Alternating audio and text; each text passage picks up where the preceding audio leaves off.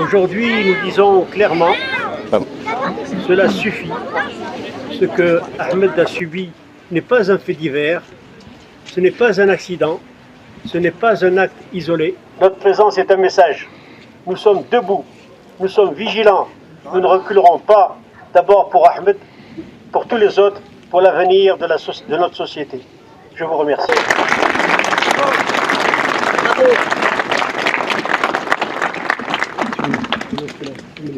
Aujourd'hui, il est important que la communauté musulmane prenne conscience que cette situation est une situation qui va perdurer avec les élections qui arrivent, avec notamment les élections présidentielles en 2017. Il va falloir que la communauté musulmane s'organise, se structure. Il va falloir justement que nous prenions nos responsabilités. Cette responsabilité, c'est d'être les uns à côté des autres, les uns avec les autres pour pouvoir faire face des situations comme celle de Ahmed. Nous allons en connaître dans les mois qui viennent, des situations comme celle de Ismaël. J'espère que, mais nous allons effectivement avoir des situations très difficiles et qu'il va falloir réagir. Et la seule réaction que nous pouvons apporter, c'est par l'unité de la communauté musulmane. Et je le souhaite fortement parce que c'est la seule façon, c'est le seul moyen de pouvoir faire face à ces difficultés. En tous les cas, j'appelle la communauté musulmane à être présente lorsqu'elle sera appelée justement pour réagir à des situations de cette nature. Salam alaikum wa rahmatullah. Aujourd'hui, le musulman est stigmatisé dans notre pays et ramené directement à la haine, à la peur.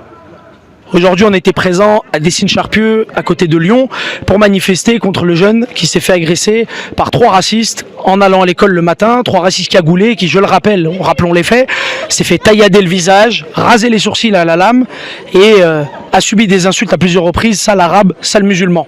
Aujourd'hui, on vit dans un contexte très compliqué en France avec la grande montée de l'extrême droite dans les sondages notamment, dans l'hémicycle notamment à l'Assemblée nationale française. Et évidemment, rappelons-le, quelque chose, c'est que le Front National s'est constitué à la base sur l'anti-algérianisme. C'est-à-dire que pendant la guerre d'Algérie, pendant la guerre pour la Révolution, n'appelons même pas ça une guerre, pendant la Révolution algérienne, le Front National s'est érigé comme le parti anti-algérien.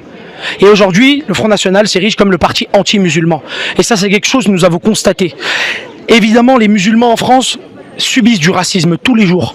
Et ça, c'est très compliqué. Aujourd'hui, il existe des structures qui sont mises en place, comme la mienne, mais comme bien d'autres en France, des structures antiracistes qui luttent contre ce racisme-là.